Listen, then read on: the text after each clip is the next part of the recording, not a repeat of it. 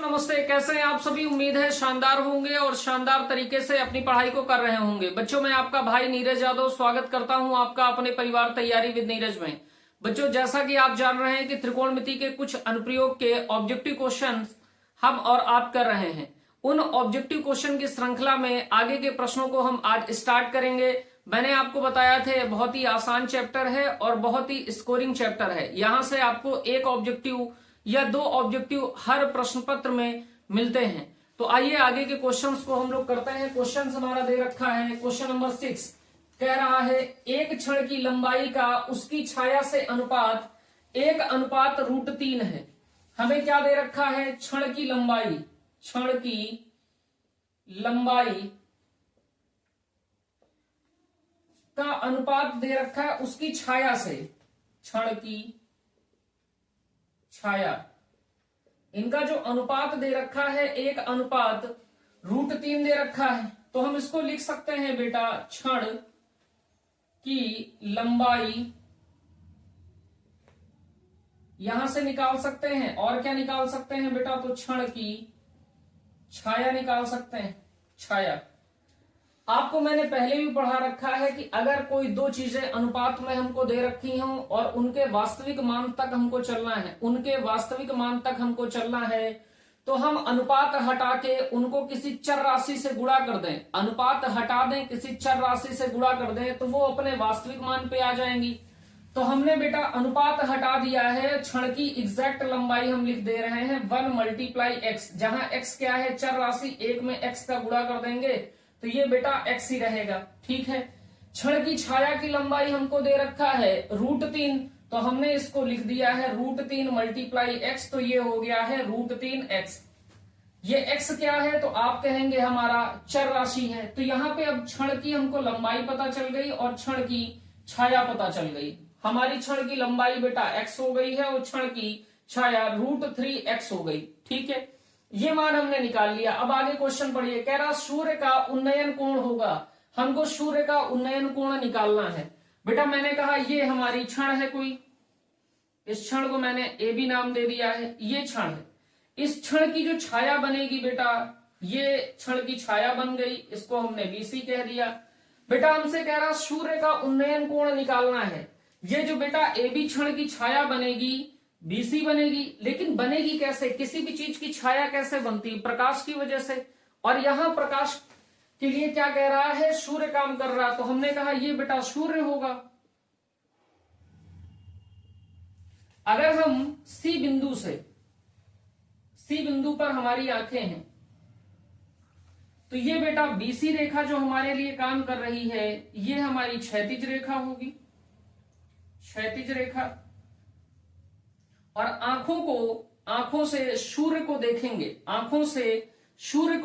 तो आंखों और सूर्य के मध्य जो सरल रेखा बनेगी उसी को हम दृष्टि रेखा बोलेंगे। तो मैंने कहा ये सूरज बाबा हैं, बिंदु सी पर हमारी आंखें हैं, हमने सी से मिला दिया। तो क्षैतिज रेखा और ये बेटा दृष्टि रेखा, ये हमारी कौन सी रेखा है? तो आप कहेंगे दृष्टि रेखा। तो बेटा दृष्टि रेखा और क्षैतिज रेखा के मध्य बने कोण को हम कहते हैं उन्नयन कोण। तो ये थीटा हमारा हो गया उन्नयन कोण। यही थीटा हमको फाइंड आउट करना है। हमसे कह रहा थीटा कोण होगा, उन्नयन कोण होगा, यानी थीटा का मान बताना है। ए बी क्या है बेटा? तो आप कह रहे हैं क्षण कितनी है बेटा? x। बीसी क्या है? तो आप कहेंगे क्षण की छाया कितनी है? √3x। अब बेटा क्षण की छाया के बीच, क्षण का और छाया के बीच जो कोण होगा वो 90 डिग्री होगा। अब ये बेटा मेरे पास ABC समकोण त्रिभुज नहीं हो गया। इस समकोण त्रिभुज में थीटा दे रखा है। थीटा के जस्ट सामने की भुजा हमारी लंब होती है, तो AB हमारा लंब का काम करेगा, BC हमारा आधार का काम करेगा। लंब और आधार में किसका संबंध होता है? तो आप कहेंगे लंब और आधार में संबंध होता है बेटा tan थीटा का। तो हमने कहा अब त्रिभुज ABC में tan थीटा बराबर लंब बटे आधार। हमको थीटा निकालना है बेटा। तो tan थीटा लंब कितना है? तो आप कहेंगे AB। आधार कितना है? तो आप कहेंगे BC। तो यहां से हम कह सकते हैं बेटा tan थीटा बराबर AB की वैल्यू दे रखी है x और BC की वैल्यू दे रखी है बच्चे √3x। तो x से x कैंसिल आउट हो गया, यहाँ पे हमारे पास क्या बचा, तो हमने कहा tan थीटा बराबर 1/√3 बचा। तो बेटा tan में मान 1/√3 कब होता है, तो आप कहेंगे tan थीटा का मान 1/√3 होगा जब tan हमारा 30 डिग्री होता है। तुलना कर लेंगे, tan से tan कैंसिल आउट हो जाएगा, थीटा का मान हमारा बचेगा बेटा 30 डिग्री। थीटा का मान हमारा बचेगा 30 डिग्री, यानी जो हमारा सूर्य से उन्नयन कोण है वो कितना है, तो आप कहेंगे विकल्प ए करेक्ट है 30 डिग्री। और बेटा ये बहुत महत्वपूर्ण प्रश्न है, 2024 में आपसे पूछा गया है, तो आप इन सभी क्वेश्चंस को बार बार रिपीट कर लें। क्वेश्चन नंबर 7 देखिए क्या कह रहा बेटा। क्वेश्चन नंबर 7 देखिए, कह रहा भूमि पर स्थित एक बिंदु से एक चिमनी का उन्नयन कोण 60 डिग्री है। यदि चिमनी के पाद से बिंदु की दूरी 25 मीटर है तो चिमनी का ऊंचाई है, हमको चिमनी की ऊंचाई बतानी है। फिर से क्वेश्चन को पढ़िए और फिगर ड्रॉ करने का प्रयास करिए। कह रहा भूमि पर स्थित एक बिंदु से, ये हमने कहा भूमि पर एक स्थित बिंदु है जिसका नाम हमने ए दे दिया। कह रहा भूमि पर स्थित एक बिंदु से एक चिमनी का उन्नयन कोण 60 डिग्री है। हमने कहा ये बेटा चिमनी होगी, ये स्थित बिंदु है। यहां से कोई व्यक्ति देख रहा है तो ये जो रेखा काम करेगी बेटा, ये क्षैतिज रेखा का काम करेगी। हमसे कह रहा है एक बिंदु से चिमनी का उन्नयन कोण, चिमनी का उन्नयन कोण बेटा, तो चिमनी के शिखर से आंख को जो मिलाने वाली रेखा होगी वो दृष्टि रेखा होगी, तो इस कोण की बात कर रहा है। ये कोण हमको दे रखा है उन्नयन कोण कितना, 60 डिग्री। कह रहा यदि चिमनी के पाद से बिंदु की दूरी 25 मीटर है, ये जो चिमनी है इसको हमने BC कह दिया, इस चिमनी का पाद बिंदु ये है से भूमि पर स्थित बिंदु की दूरी 25 मीटर, यानी B से A की जो दूरी है वो 25 मीटर है। तो चिमनी की ऊंचाई है, ये बेटा चिमनी है, इसकी ऊंचाई की बात कर रहा है, यानी BC कितना होगा इसकी बात कर रहा। तो हमने कहा माना चिमनी की ऊंचाई h मीटर है, चिमनी की ऊंचाई h मीटर है। चिमनी बेटा भूमि पर खड़ी है और चिमनी का भूमि के साथ जो बना हुआ कोण होगा वो 90 डिग्री होगा। हमसे चिमनी की ऊंचाई कह रहा, तो फिगर आप समझ गए होंगे। अब बेटा एक छोटी सी बात बताइए, जो ABC है ये समकोण त्रिभुज हो गया, और समकोण त्रिभुज हो गया, हमको ये कोण दे रखा है 60 डिग्री, हमसे ऊंचाई निकालने को कह रहा। अब हम त्रिकोणमिति का उपयोग करके इसमें ऊंचाई निकाल सकते हैं। ये बेटा थीटा है 60 डिग्री, थीटा के जस्ट सामने की भुजा लंब होती है, जिस पर थीटा स्थित है वो आधार होता है। तो बेटा लंब और आधार में किसका संबंध होता है, तो आप कहेंगे भैया tan थीटा का। तो हमने कहा माना चिमनी की ऊंचाई बराबर h मीटर। समकोण त्रिभुज, अब समकोण त्रिभुज ABC में अनुपात निकाल लीजिए। tan थीटा बराबर होता है लंब बटे आधार, थीटा का मान हमको दे रखा है 60 डिग्री, तो ये हो गया बेटा tan 60 डिग्री। लंब कितना दे रखा है, तो आप कहेंगे BC है हमारा, आधार कितना है तो आप कहेंगे AB। तो यहां बेटा tan 60 डिग्री की वैल्यू रख दीजिए। tan 60 डिग्री का मान याद है ना, √3 होता है। BC की वैल्यू हमारी है h, यही निकालना है। AB हमको दे रखा है बेटा 25, √3 को हम लिख सकते हैं √3 बटे में 1, तिर्यक गुणा कर लीजिए, तो 1 का गुणा h में हो जाएगा बेटा, तो h हो जाएगा, 25 का गुणा √3 में हो जाएगा, तो 25√3 मीटर। ऊंचाई हमारी चिमनी की कितनी आ गई, तो आप कहेंगे 25√3 मीटर। विकल्प हमारा ए करेक्ट है। और बेटा ये क्वेश्चन पिछले साल 2 नंबर में आपसे पूछा गया है, लास्ट ईयर यानी 2024 में, नोट करिए। क्वेश्चन नंबर 8 देखिए बेटा क्या कह रहा है। क्वेश्चन नंबर 8 हमारा कह रहा दिए गए चित्र में थीटा का मान होगा, ये फिगर हमको दे रखा है, एक समकोण त्रिभुज दे रखा है बेटा ABC, जिसमें कोण B हमारा 90 डिग्री है, कोण C पर हमारा थीटा है, AB की माप 25 मीटर दे रखी है, AC की माप हमको 50 मीटर दे रखी है। हमसे कह रहा थीटा का मान होगा। और देखिए कितना आसान प्रश्न है, 2022 में आपसे पूछा गया है। ये समकोण त्रिभुज है, ये थीटा दे रखा है, तो AB हमारा काम करेगा बेटा लंब का। 90 डिग्री के जस्ट सामने वाली भुजा कर्ण होती है, तो ये बेटा AC काम करेगा हमारा कर्ण का। अब इस समकोण त्रिभुज में हमको थीटा निकालना है। लंब और कर्ण में अनुपात किसका होता है? तो आप कहेंगे समकोण त्रिभुज ABC में साइन थीटा बराबर होता है बेटा लंब बटे कर्ण। अब ये अनुपात आपको याद होंगे इस चैप्टर में, तभी आपका काम बनेगा। अनुपात नहीं याद होंगे तो काम आपका यहाँ बिल्कुल नहीं बनेगा। लंब कितना दे रखा है, तो आप कहेंगे लंब हमारा है बेटा AB, और कर्ण हमें कितना दे रखा है? कर्ण हमारा है AC। तो हमने कहा साइन थीटा बराबर AB की वैल्यू कितनी दे रखी है? 25 मीटर। AC की वैल्यू हमें दे रखी है 50 मीटर। तो 25 से करना 25, 25 दूनी 50, तो साइन थीटा का जो मान आ गया बेटा वो 1/2 आ गया। और साइन थीटा का मान 1/2 कब होता है? तो आप कहेंगे साइन थीटा का मान 1/2 होता है साइन 30 डिग्री पे। तो तुलना आप कर लीजिए, जैसे ही आप तुलना करेंगे तो साइन से साइन खत्म हो जाएगा, थीटा का जो मान आ जाएगा वो 30 डिग्री आ जाएगा। विकल्प बेटा हमारा ए करेक्ट है। और ऐसे प्रश्न बहुत आसान है और ये आपसे परीक्षा में बार बार पूछे जाते हैं। प्रश्न नंबर 9 देखिए बेटा क्या कह रहा है। प्रश्न नंबर 9 हमारा कह रहा है यदि 6 मीटर ऊंचाई का एक खंभा जमीन पर 2√3 मीटर लंबी छाया डालता है तो सूर्य का उन्नयन कोण होगा। हमसे कह रहा है बेटा एक खंभा है, ये हमने कहा ये खंभा है, इसको हमने AB कह दिया। इसकी जो ऊंचाई दे रखा है वो दे रखा है 6 मीटर। कह रहा है 6 मीटर ऊंचाई का एक खंभा जमीन पर 2√3 मीटर लंबी छाया डालता है। तो इस खंभे की जो जमीन पर छाया है बेटा ये 2√3 मीटर है। जमीन के इस बिंदु को हमने C कह दिया। कह रहा है तो सूर्य का उन्नयन कोण होगा। इस खंभे की बेटा ये छाया यानी परछाई जो बन रही है वो सूर्य की वजह से बन रही है। ये हमारे सूरज बाबा हैं। तो बेटा बिंदु C पर कोई अगर व्यक्ति है और वो सूर्य को देखता है तो ये बेटा जो रेखा बनेगी ये सूर्य से व्यक्ति की आंखों को मिलाने वाली रेखा, ये हमारी दिष्ट रेखा बनेगी। तो दिष्ट रेखा ये हमारी बनी और आंखों के बिल्कुल सीधे ये जो BC रेखा है ये हमारी क्षैतिज रेखा है। दिष्ट रेखा और क्षैतिज रेखा के बीच बने कोण को उन्नयन कोण कहते हैं और इस उन्नयन कोण को हम बोल देते हैं थीटा है। हमको ये उन्नयन कोण थीटा ज्ञात करना है।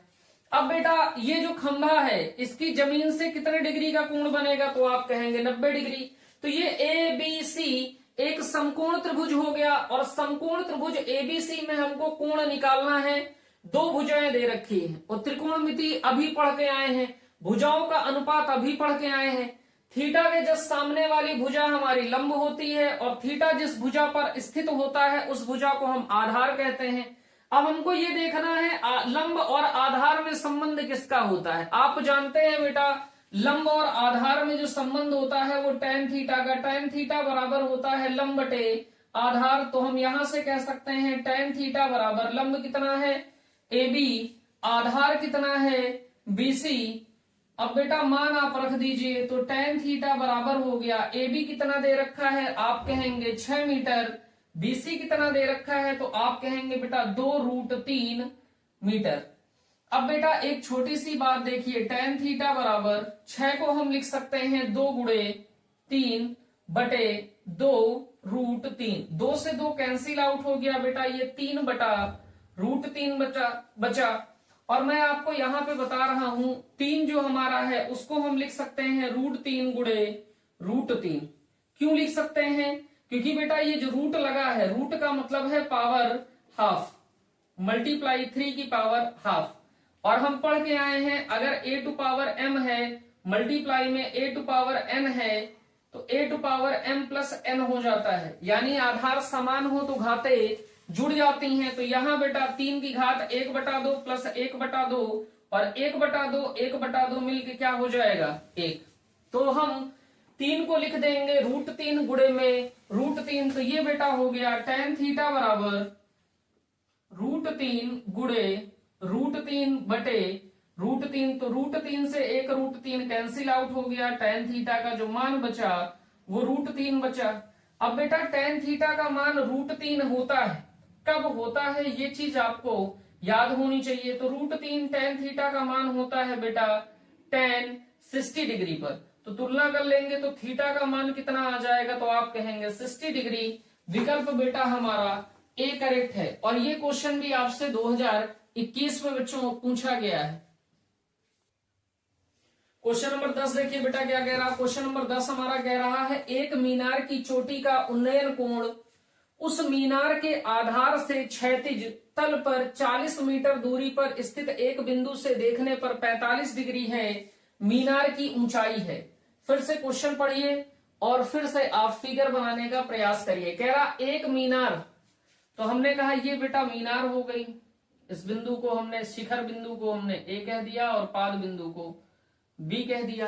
कह रहा मीनार की चोटी का उन्नयन कोण उस मीनार के आधार से, ये मीनार का आधार है, आधार से क्षैतिज तल पर 40 मीटर दूरी पर स्थित एक बिंदु से, इस मीनार के क्षैतिज तल से 40 मीटर दूर स्थित एक बिंदु से देखने पर 45 डिग्री है।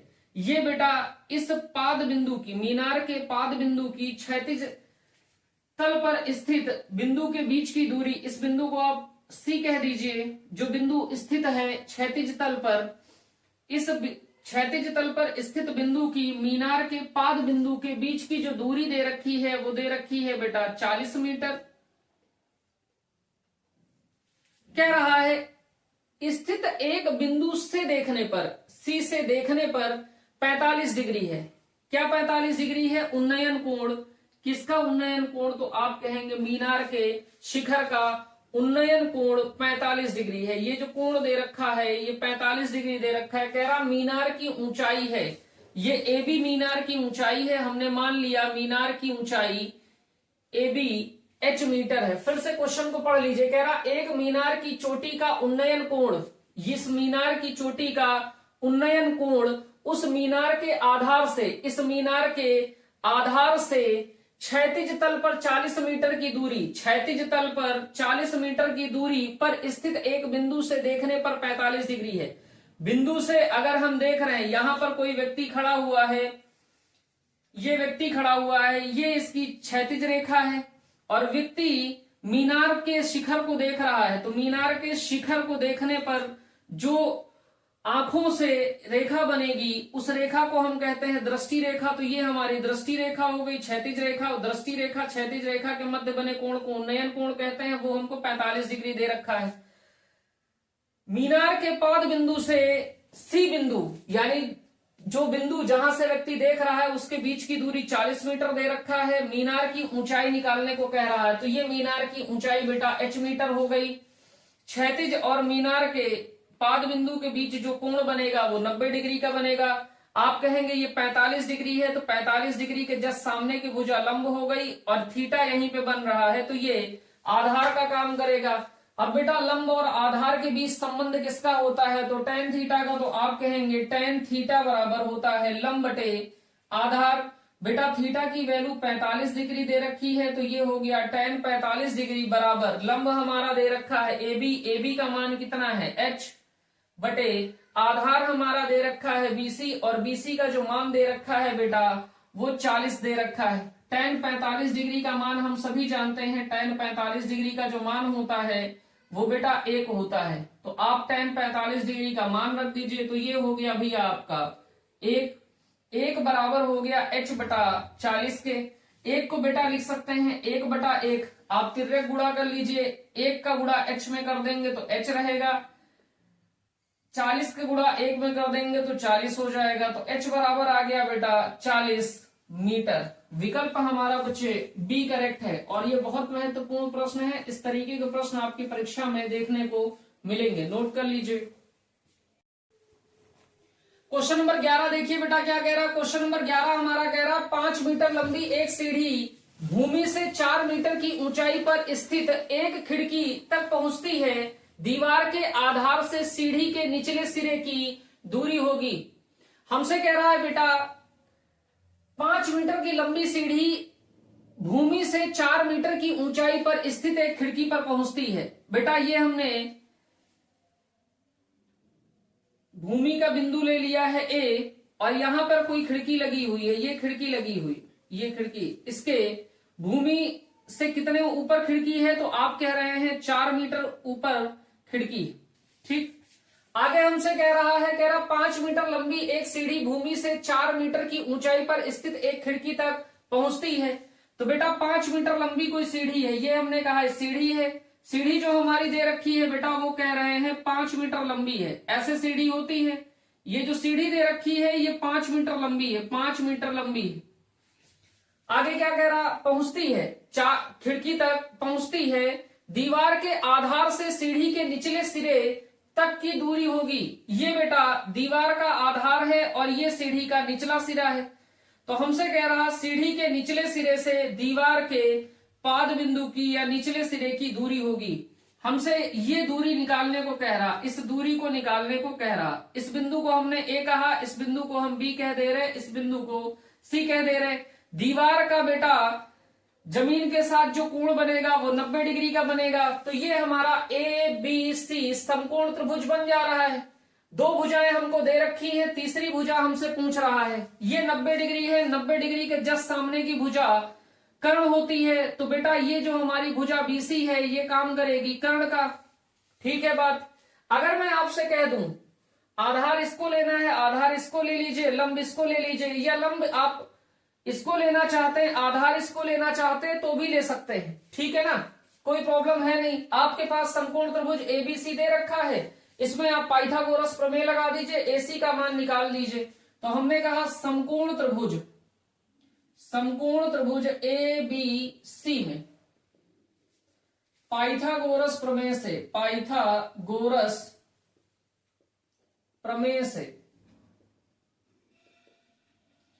पाइथागोरस प्रमेय आपसे क्या कहती है, कर्ण का स्क्वायर बराबर लंब का स्क्वायर प्लस आधार का स्क्वायर। कर्ण बेटा हमारा पता है कि किसी भी समकोण त्रिभुज में 90 डिग्री के जस्ट सामने वाली भुजा कर्ण होती है। तो कर्ण हमारा बेटा बीसी हो गया बराबर लंब हम बेटा मान रहे हैं एबी को, तो एबी हमने लंब मान लिया है और आधार हम बेटा एसी को लेकर चल रहे हैं।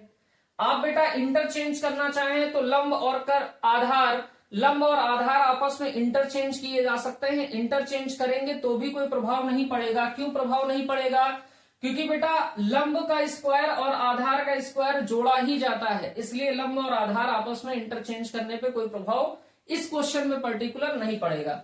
तो बीसी हमको दे रखा है बेटा 5 मीटर, तो ये हो गया 5 का स्क्वायर। एबी हमको दे रखा है बेटा 4 मीटर, तो ये हो गया 4 का स्क्वायर। एसी हमको निकालना है तो ये हो गया एसी का स्क्वायर। 5 का स्क्वायर बेटा 25 हो गया बराबर 4 का स्क्वायर 16 हो गया प्लस का एसी का स्क्वायर हो गया। बेटा 16 का पक्षांतर कर लीजिए तो 25 माइनस 16 हो गया बराबर एसी का स्क्वायर। तो 25 में से 16 घटा देंगे तो 9 बचेगा बराबर एसी स्क्वायर। तो बेटा एसी बराबर हो जाएगा प्लस माइनस अंडर रूट 9, और बेटा प्लस माइनस अंडर रूट 9 की जो वैल्यू आ जाएगी वो 3 आ जाएगी।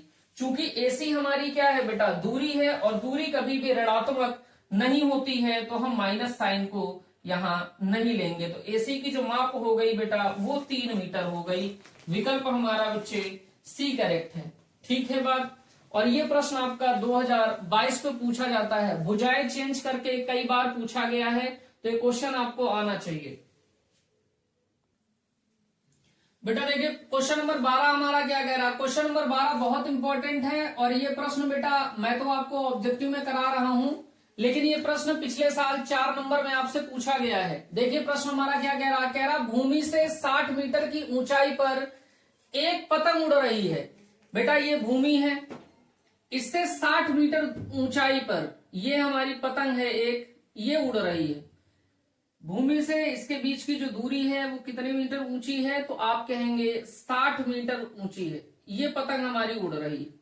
ठीक है, इस बिंदु को ए कह दिया है, इस बिंदु को हमने बी कह दिया है। पतंग में लगी डोरी को अस्थायी रूप से भूमि के एक बिंदु से बांध दिया जाता है। इस बेटा पतंग पे जो लगी डोरी है वो भूमि के किसी बिंदु से बांध दी जाती है अस्थायी रूप से। तो हमने मान लिया सी बिंदु से बेटा बांध दिया गया है। कह रहा भूमि के साथ डोरी का झुकाव 60 डिग्री है। भूमि के साथ इस डोरी का जो झुकाव है वो 60 डिग्री है। ये जो कोण बन रहा है ये 60 डिग्री बन रहा है। कह रहा है 60 डिग्री है, यह मानकर कि डोरी में कोई ढील नहीं है। इस बेटा बीसी डोरी में कोई भी ढील नहीं है। डोरी की लंबाई होगी, इस डोरी की लंबाई आपको निकालनी है। बेटा पतंग से ये जो पतंग उड़ रही है ये 60 मीटर की ऊंचाई पे उड़ रही, तो इस ऊंचाई का जमीन के साथ जो कोण बनेगा 90 डिग्री का बनेगा। ऊंचाई का जमीन के साथ जो कोण बनेगा वो 90 डिग्री बनेगा। तो हमारे पास ये बेटा ए बी सी एक समकोण त्रिभुज बन रहा है। इस समकोण त्रिभुज एबीसी में हमको जो कोण दे रखा है थीटा वो 60 डिग्री दे रखा है। हमसे कह रहा है बीसी यानी डोरी की लंबाई ज्ञात कीजिए। तो हमने कहा मान लिया डोरी की लंबाई हमारी x मीटर है। अब बेटा थीटा ये 60 डिग्री दे रखा है। थीटा के जस्ट सामने वाली भुजा लंब होती है और 90 डिग्री के जस्ट सामने वाली भुजा कर्ण होती है। तो ये भुजा हमारे लिए लंब का काम करेगी बेटा और ये वाली भुजा हमारे लिए कर्ण का काम करेगी। अब आप मुझे बताइए ये समकोण त्रिभुज दे रखा है, लंब और कर्ण में किसका अनुपात होता है? तो आप कहेंगे साइन थीटा का। तो हमने कहा साइन थीटा बराबर हो जाएगा बेटा लंब बटे कर्ण। बेटा साइन थीटा बराबर हो गया, लंब कितना दे रखा है AB और कर्ण हमारा कितना दे रखा है BC। अब थीटा की वैल्यू बेटा 60 डिग्री है तो ये हो गया साइन 60 डिग्री बराबर AB हमको दे रखा है बेटा 60 मीटर और जो BC हमको दे रखा है वो निकालना है क्योंकि यही डोरी की लंबाई है। इसको हमने मान लिया है x, तो ये हो गया बेटा x मीटर। साइन 60 डिग्री की जो वैल्यू होती है वो √3/2 होती है। ये बराबर हो गया 60/x के। तिर्यक गुणा कर लीजिए, क्रॉस मल्टीप्लाई कर लीजिए बेटा। जैसे ही आप तिर्यक गुणा करेंगे तो ये कितना हो जाएगा? तो आप कहेंगे x का गुणा √3 में होगा तो √3x हो गया। 60 में 2 का गुणा होगा तो 60 गुणे 2 करेंगे तो 120 हो गया। आगे देखिए बेटा तो यहां हमको मिल गया √3x बराबर 120। x बराबर कितना हो जाएगा? तो आप कहेंगे 120 बटे √3। और हम जानते हैं बेटा अपरिमेय संख्या कभी भी हर में नहीं रह सकती, तो इसका परिमेयीकरण कर देंगे √3 से गुणा और √3 से भाग। अब बेटा x बराबर हो गया 120 √3 और बटे में हो गया √3 का √3 में गुणा हो गया तो 3 हो गया। 3 एकम 3, 3 चौके 12। तो यहां से बेटा 40 √3 बचा। x का मान कितना आया? 40 √3 मीटर, यानी जो दूरी की लंबाई आई वो 40 √3 मीटर आई। विकल्प हमारा बेटा ए करेक्ट है। और जैसा मैंने अभी आपको बताया ये क्वेश्चन पिछले साल 4 नंबर में पूछा गया है, नोट करिए इसको। क्वेश्चन नंबर 13 देखिए बेटा, बहुत इंपॉर्टेंट प्रश्न है। कह रहा है चित्र में बिंदु O का बिंदुओं A तथा P से देखने पर अवनमन कोण की माप होगी। बिंदु O का बिंदुओं A तथा P से देखने पर अवनमन कोण की माप होगी, यानी देखा कहां से जा रहा है बेटा? A बिंदु और P बिंदु से। देखा किसको जा रहा है? O को देखा जा रहा है। अब बहुत ध्यान से देखिए, ये 2 फिगर दे रखे हैं एक ही में और आपको दोनों फिगर्स को अलग अलग समझना है। मैं थोड़ा सा दोनों फिगर्स को एक साथ पहले बनाने का प्रयास आपको करके दिखाता हूं। ये बेटा हमारा O बिंदु है, ये आपका AB है, ये आपका बेटा PQ। ये 90 डिग्री का कोण है, ये भी 90 डिग्री का कोण है। अब बेटा अगर कोई व्यक्ति P से देख रहा है, P से देख रहा है तो इसकी आंख कहां होगी? P पर होगी। और आंख अगर P पे है तो आंख के बिल्कुल सीधे जो रेखा बनेगी, बिल्कुल सीधे जो रेखा बनेगी उस रेखा को हम कहेंगे क्षैतिज रेखा। तो ये हमारी बेटा क्षैतिज रेखा हो गई। और बेटा P बिंदु से पहले आप O को देखिए, तो P बिंदु से अगर आप O को देखेंगे तो P बिंदु को O से मिलाने वाली जो रेखा होगी ये रेखा बेटा दिष्ट रेखा का काम करेगी। तो जो हमारा कोण बनेगा वो ये बनेगा अनुमन कोण। ठीक है बात। और ये कोण हमको 60 डिग्री दे रखा है, फिगर में देखिए ये कोण हमको 60 डिग्री दे रखा है। तो आप पहले तो ये क्लियर करिए कि ये जो कोण बन रहा है ये अवनमन कोण है हमारा P से देखने पर। अब आगे आइए आप A के लिए। जैसे ही आप A बिंदु पे पहुंचेंगे, आप यहां से देख रहा है कोई व्यक्ति A से, तो ये जो रेखा बन रही ये वाली, ये हमारी क्षैतिज रेखा, आंखों की बिल्कुल सीधे जो रेखा बनेगी वो क्षैतिज रेखा बनेगी। अब बेटा ये क्षैतिज रेखा बन रही है और हमको देखना है बिंदु A से O को। तो A से O को जो देखने पर एक रेखा बनेगी, इस रेखा को हम कहेंगे दिष्ट रेखा। ये जो कोण बनेगा ये हमारा कोण बनेगा बेटा कितने डिग्री का? तो ये जो कोण बनेगा इस कोण को हम कहेंगे अवनमन कोण। और यहां पे देखिए आपको जो कोण दे रखा है ये 45 डिग्री का दे रखा है, ये पूरा कोण हमको 45 डिग्री दे रखा है। बहुत ध्यान से देखिए, इस बिंदु को हमने बेटा O डैश बोल दिया, इस बिंदु को O डैश बोल दिया। तो आप एक छोटी सी बात बताइए, A O डैश और बेटा OB, A O डैश और OB दोनों समांतर है ना? ये भी बेटा ये रेखा A O डैश और ये OB रेखा समांतर है। और बेटा AO इसके लिए काहे का काम कर रहा है? तिर्यक का। AO तिर्यक है, इसमें काहे का काम कर रहा है? तिर्यक का। और आप 9th में पढ़ के आए हैं, ये बेटा O डैश A रेखा है और ये बेटा OB रेखा है और ये रेखा AO हमारे लिए तिर्यक का काम कर रही है। ये कोण हमारा अवनमन कोण है, ये कोण हमको 45 डिग्री दे रखा है। तो एकांतर कोण से हम कह सकते हैं ना कि ये वाला कोण और ये वाला 45 डिग्री बराबर होगा। अब इस कोण का नाम क्या है? इस वाले कोण का नाम क्या है? तो आप कहेंगे O dash AO, O dash AO कोण बराबर होगा AOB के, कोण AOB के। किस रीजन से बेटा? एकांतर कोण से, एकांतर कोण से। अब इस कोण की माप हमको दे रखी है 45 डिग्री, तो O डैश AO का जो मान आ गया वो 45 डिग्री आ गया। तो यानी हम कह सकते हैं A से O को देखने पर जो अवनमन कोण बनेगा वो कितने डिग्री का बनेगा? 45 डिग्री। अब आ जाइए बेटा P पर। इसके लिए एक नया फिगर आप कंस्ट्रक्ट करिए। तो मैंने कहा ये बेटा हमारा O बिंदु है, यहां पर B है, इसको बस डिनोट कर लीजिए। ये हमारा Q है, ये हमारा बिंदु P है। PQ को मिला दीजिए और बेटा O से P को मिला दीजिए। P से देख रहे हैं तो बेटा ये हमारे लिए आधार रेखा का काम करेगी। ये कोण हमको 60 डिग्री दे रखा है, ये कोण हमको निकालना है। ठीक, ये कोण हमको 90 डिग्री दे रखा है क्योंकि समकोण है तो 90 डिग्री। अब एक छोटी सी बात बताइए, ये जो बेटा रेखा है जिसको हम कह रहे हैं क्षैतिज रेखा, यहां पे A बिंदु होगा और इसका नाम हमने दिया है O डैश। तो हम ये नहीं कह सकते बेटा ये जो O डैश P है, O डैश P ये समांतर होगी हमारी OQ के। बेटा ये जो O डैश P है ये समांतर होगी OQ के। ये O डैश P है हमारी, O डैश P ये समांतर है OQ के। और बेटा ये जो OP है, OP ये OP हमारे लिए तिर्यक का काम करेगा। तो ये जो कोण बन रहा है ये वाला और ये वाला कोण, दोनों कोण आपस में बराबर होंगे।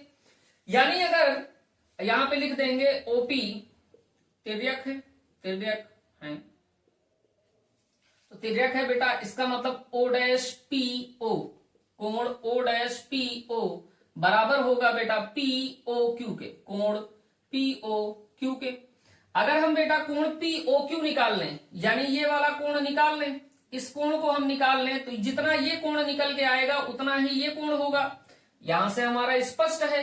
अब बेटा POQ हमारा एक समकोण त्रिभुज बन रहा है, समकोण त्रिभुज हमारा बन रहा है और किसी भी त्रिभुज के तीनों अंतः कोणों का योग 180 डिग्री होता है। तो आप कहेंगे कोण ये कोण और ये कोण, यानी कि बेटा ये कोण हमारा 60 डिग्री दे रखा है, प्लस ये कोण हमारा 90 डिग्री दे रखा है, प्लस ये कोण, इस कोण का नाम आप कह देंगे POQ। कोण POQ बराबर हो जाएगा 180 डिग्री के, 90 और 60 हो गया बेटा 150, प्लस कोण POQ बराबर हो गया 180 डिग्री के। 150 का पक्षांतर कर दीजिए तो कोण POQ बराबर हो जाएगा 180 डिग्री माइनस 150। तो कोण POQ का मान जो आ गया, कोण POQ का जो मान आ गया वो 30 डिग्री आ गया ना भाई। ये 60 है, ये 90 है, तो ये 30 डिग्री ही तो होगा। जब ये 30 डिग्री है, ये वाला कोण और ये वाला कोण बराबर है, चूंकि दोनों एकांतर कोण हैं, तो ये कोण भी कितने डिग्री का हो जाएगा, तो आप कहेंगे 30 डिग्री का। तो हमने कहा कोण O'PO बराबर हो गया 30 डिग्री। तो बेटा जब हम A से O को देखेंगे तो अवनमन कोण 45 डिग्री का बनेगा, P से O को देखेंगे तो हमारा जो अवनमन कोण बनेगा वो 30 डिग्री का बनेगा। तो आप देखिए 45 डिग्री 30 डिग्री विकल्प में कहां दे रखा है, तो आप कहेंगे B विकल्प हमारा सही है। अब 45 डिग्री 30 डिग्री भी दिया है बेटा, 30 डिग्री 45 डिग्री भी दिया है, कैसे पता करेंगे, तो यहां देखिए O से पहले किसको देखने को कहा है, तो A से पहले O को देखने को कहा है। तो A से देखने पर, A से O को देखेंगे तो पहले कोण कौन सा बनेगा, A से O को देखने पर 45 डिग्री का कोण बन रहा है, तो 45 डिग्री पहले होगा। और बेटा फिर P से देख रहा है, P से देखने पर अवनमन कोण कितना बन रहा है 30 डिग्री, तो बाद में 30 डिग्री होगा। तो ऐसे करके करना था। ये क्वेश्चन आपका बेटा हर साल रिपीट हो रहा है विगत 3 वर्षों से। बेटा इस चैप्टर को आप यहीं तक रखिए, क्योंकि इसमें ज्यादा क्वेश्चन ऑब्जेक्टिव में रिपीटेड ही आते हैं, यही क्वेश्चन बार बार रिपीट करके आपसे पूछे जाते हैं। तो इसको आप नोट कर लीजिए, अच्छे से रिवाइज करिए। ये चैप्टर भी आपका यहीं खत्म होता है, इसके आगे हम लोग वृत्त की बात करेंगे। तो आज की क्लास बच्चों यहीं तक। जय हिंद।